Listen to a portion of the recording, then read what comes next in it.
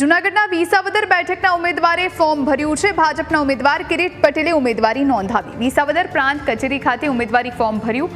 CM Bhupendra Patel, Jayesh Radadiya સહિતના નેતાઓ હાજર રહ્યા।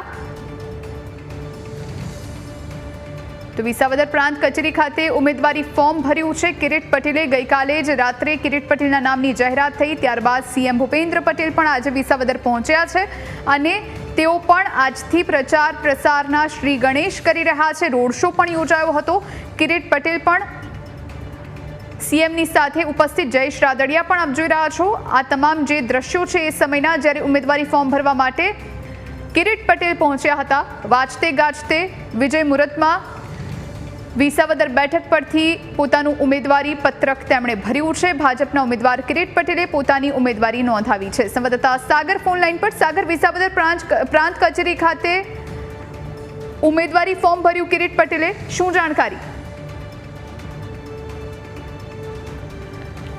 તો ફરી એકવાર અમારા સંવાદદાતા સાગર સાથે સંપર્ક કરવાનો પ્રયત્ન કરીશું, પરંતુ ભાજપના ઉમેદવાર કિરીટ પટેલ જ્યારે ઉમેદવારી નોંધાવવા માટે પહોંચ્યા એ સમયના આ દ્રશ્યો, સીએમ ભૂપેન્દ્ર પટેલ ખુદ પહોંચ્યા હતા।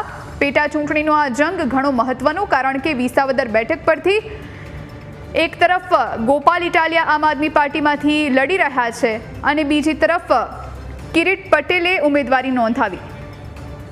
આ વિશે વધુ જાણકારી માટે સંવાદદાતા સાગર ફોન લાઈન પર। સાગર, શું જાણકારી? જી જુહી, આજે 87 વિસાવદર વિધાનસભા માટે આજે ઉમેદવારી નો છેલ્લો દિવસ છે અને અગાઉ પણ જે ઉમેદવારો છે એમણે પોતાના ઉમેદવારી પત્રો રજૂ કર્યા હતા। ભારતીય જનતા પાર્ટીના ઉમેદવાર તરીકે કિરીટ પટેલ છે, એમણે આજે એનું પોતાનું નામાંકન છે એ દાખલ કર્યું હતું, ઉમેદવારી ફોર્મ ભર્યું। રાજ્યના મુખ્યમંત્રી ભૂપેન્દ્રભાઈ પટેલ, જૂનાગઢના સાંસદ રાજેશ ચુડાસમા અને ચૂંટણીના પ્રભારી જયેશભાઈ રાદડિયાની હાજરીમાં કિરીટભાઈ પટેલે પોતાની ઉમેદવારી નોંધાવી હતી અને ઉમેદવારી બાદ એમણે એક ખાસ જે વિસાવદરની જનતાને એણે અપીલ કરી છે અને ખાસ એણે પોતાની જે જીત છે એમનો એક વિશ્વાસ વ્યક્ત કર્યો હતો। ખાસ કરીને જે વિકાસની રાજનીતિ છે તેની સાથે એ મતદારો વચ્ચે જશે એવું પણ એમણે જણાવ્યું હતું। જી જુદી સાગર, આભાર આપનો જાણકારી આપવા માટે।